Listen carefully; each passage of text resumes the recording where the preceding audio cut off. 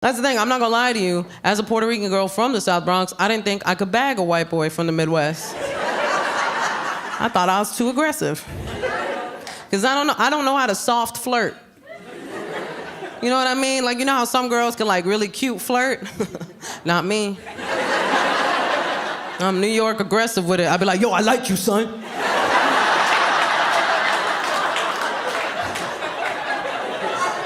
You trying to do this?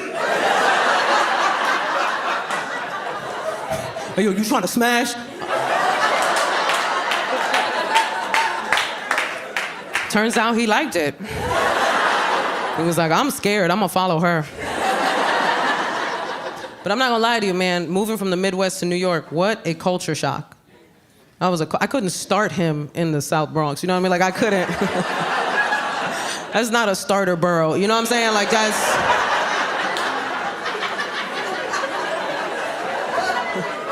Right? We don't start people in the Bronx. We end them.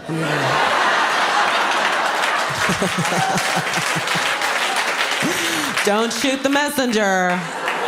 Although we do, we shoot the messenger. Nobody getting messages. But we found a nice starter borough, Astoria, Queens, great starter borough, right? We moved there, man, I showed him all the artisan coffee shops. I was like, look, your people did that.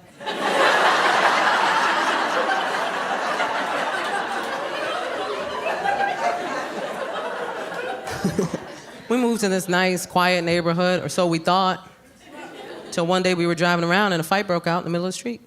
Two grown men started beating the crap out of each other. And my sweet Midwestern husband was like, oh no. I should do something.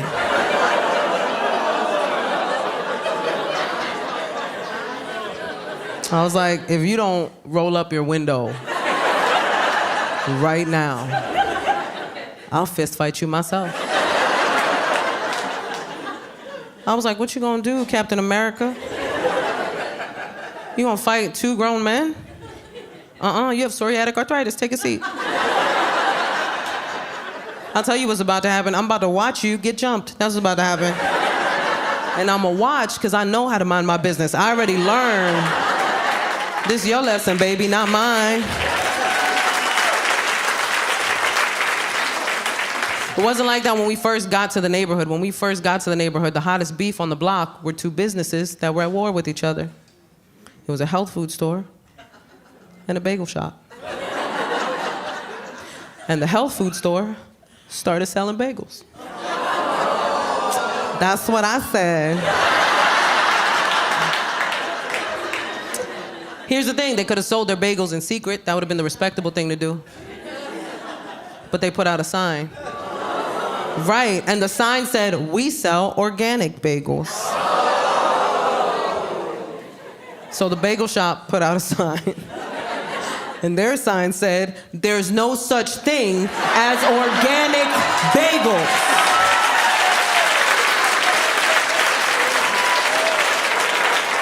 I saw that, I was like, the block is hot! It's hot in these streets. My favorite thing is like, people still, no matter how crazy it is in New York, people still want to come to New York. They still want to come. People dream of coming to New York. They always tell me it's my dream of going to New York City. And we know why. New Yorkers, we know why. You want something crazy to happen.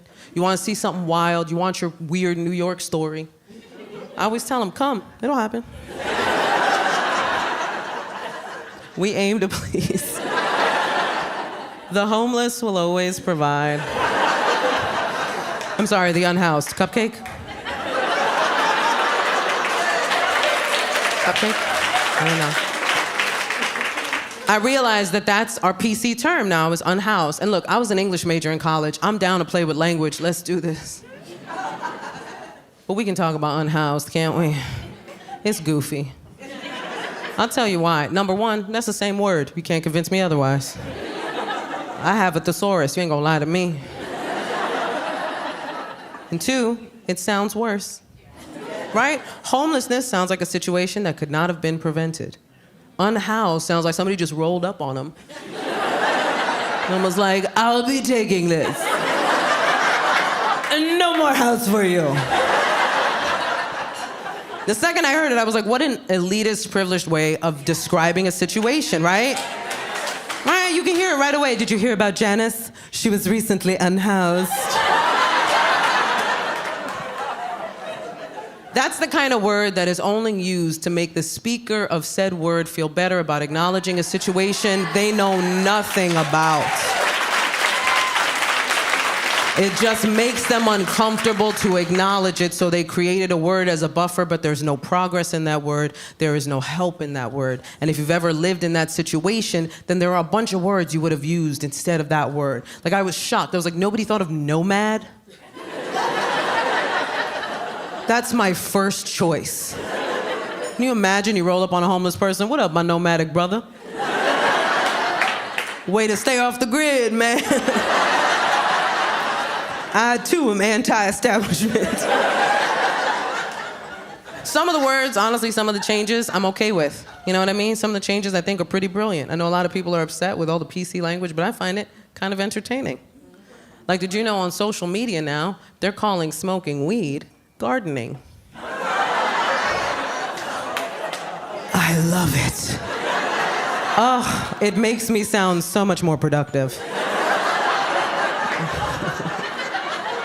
I've been gardening all day. Gardening helps me deal with people.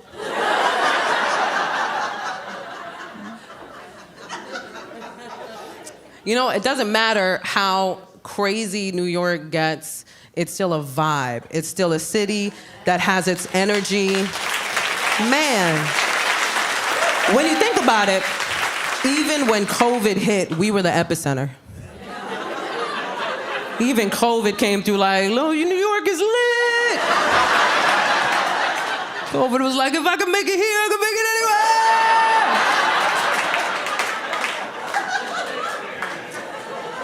anywhere. Lived its best life. I remember when they released us, from COVID captivity. We got rid of that 6 feet of personal space day one. Day one, it was gone, man. We couldn't wait. I know, because I got on the subway, and within 2 seconds, I had a guy this close. Right in my face like that. I was like, sir, we're the only 2 people on this train.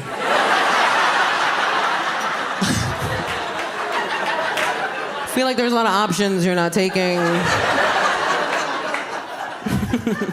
But where you trying to go? I thought he was lost for like a second. Maybe he thought I was the map. COVID was like a universal trauma that we all shared. What a crazy time. Everybody's life changed. Things changed for people. I became a mom during the pandemic. I had a baby, which is wild. Thank you, most of you. You know what? I realize I get a different response depending on like lifestyle-wise and generationally, like who's in the crowd. Like if it's older people or people with kids, they'll be like, woohoo, you made a person. But like young single people, y'all be like,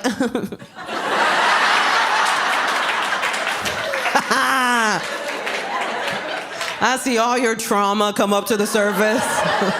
I'm like, I said, I'm a mom, not your mom. I didn't do it. Before we met, did I look him up on Facebook and was very careful to not like any of his photos from 2009? Sure. Then did I Google him and find out everything about him, realize we're perfect for each other and soulmates? Yeah. But that's not stalking, you guys. That's called dating. That's how dating works. I mean, maybe some of you are like, I don't know, it sounds like stalking to me. Well, then maybe you're right. Maybe I am a stalker. It doesn't matter. Because as soon as he put a ring on it, I graduated from stalker to wifey. Summa cum laude, suckers! Hey-yo! I still do it. Like, he'll be out and about. I'll check his Instagram, see if he's posted anything yet. If he hasn't, I'm like, dang it, where is he? And that's usually when I check my Friend Finder app. Do you guys know that app? Find My Friends. Okay, for those of you that don't know, I'm about to change your life. And for those of you that do know, but your partner doesn't, about to change yours too.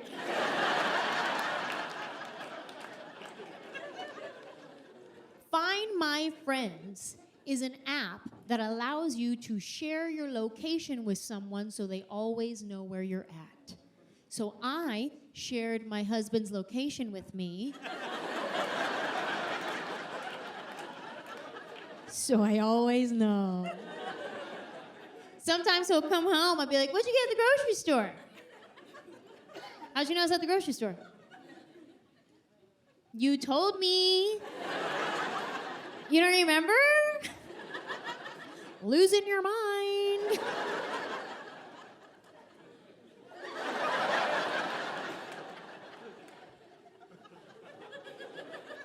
Let me give you guys a little warning though, okay? Before you go downloading the app, having all kinds of fun.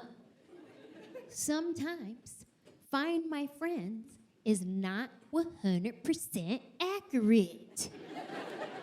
It may lead you to conclusions. I'll tell you a little story. There was this one night. It was raining. Not really, but for theatrical effect. My husband went to the movies with some friends.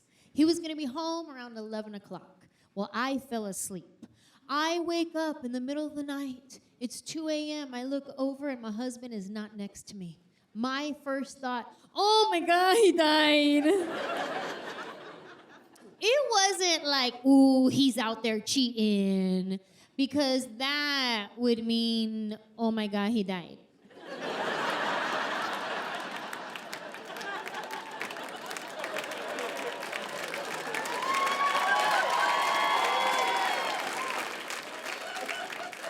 It's 2 a.m. I wake up. My husband's not next to me. I start to freak out. The what ifs, they start to roll. I pick up my phone and I call him. He doesn't answer. I text him. He doesn't reply. I check his Instagram. He didn't post anything. And then I get stuck scrolling for about 35 minutes. Went down a few rabbit holes that night. Learned a couple of good recipes. Recipes I'm never gonna try. But they make it look so easy. That's how you make Dutch apple pie cake Pop-Tart leftover bites? 12 cheese macaroni. Well, I didn't even know there was 12 cheeses. Let's see, you got cheddar, Gouda, string, whiz, queso fresco.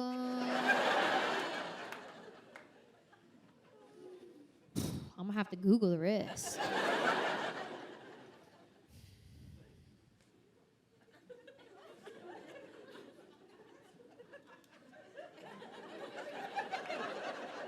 And then I remember, oh my God, he died.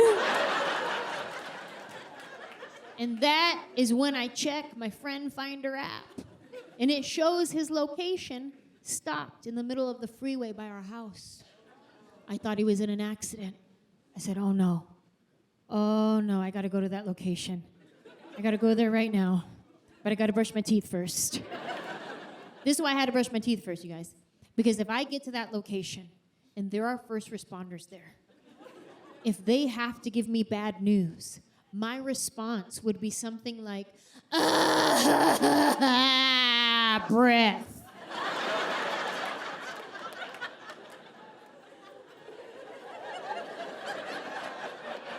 They don't deserve that. So I start brushing my teeth, and I'm thinking all the thoughts. I knew it. It was too good to be true. I should have prayed for him that one time. I finish brushing my teeth, and I start walking downstairs, practicing my solemn thank you. Do you guys know the solemn thank you? It's very similar to the solemn I'm sorry you say at a funeral.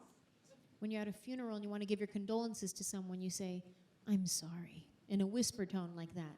And that communicates to them, I'm sorry for your loss. Because if you say it at regular volume, I'm sorry.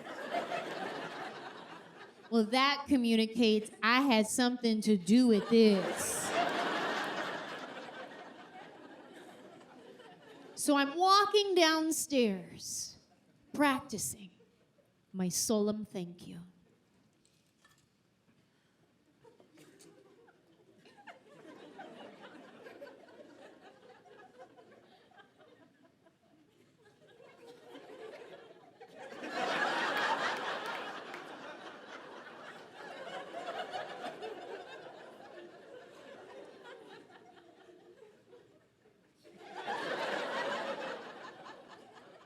I get downstairs, I get to the kitchen, I grab a glass of water. He used to love water.